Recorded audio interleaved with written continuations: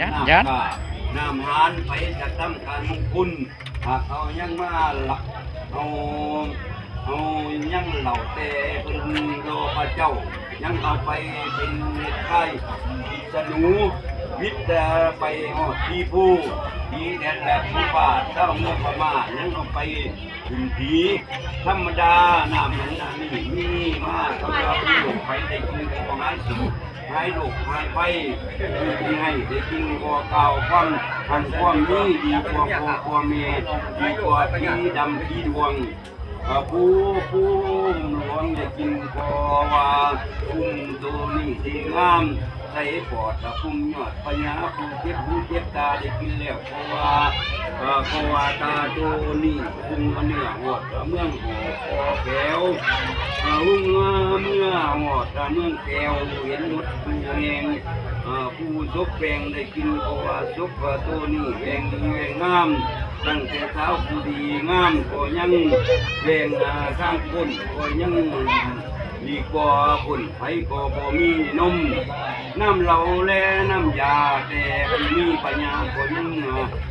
เว้นก็ได้ทุกที่ให้ก็ยังย้อนแสวงหาคอยจะพิจารมือเจ้ากำมือกับซ้ายและกำขวาขอให้เจ้าได้กินพิจารหมอนลิงหมอนไล่เพียงหมาแขนโตเจ้านุ่มนางมือลูกก็ลูกอ่างให้เขาหัวอยู่ให้เขาหัวอยู่เนี่ยจะพิจารลงดินคอยนั่งโทรณีมาซอยได้เลยเนาะไปทักพิจารลงน้ำมาซอยคำเจ้าเด้อคอยจะพิจารลงน้ำขอให้พญานาคมาซอยชื่อเจ้าเด้อคอยจะพิจารเมื่อผาให้เจ้าได้ยกให้เงินให้คำรวมคอคอยจะคิดในคำฟังบอกให้เจ้าได้เพกษาและเงินมาขอมาไว้แนวคอยจะคิดจะไปคำเมืองแก้วให้เจ้าได้เงินห้างและเงินเหรียญความขังแขนของเจ้าจะได้มีให้เจ้าที่ดังเศรษฐีให้เจ้ามีคือดังถ้วยผ้ามีลูกนิ่งให้เจ้าได้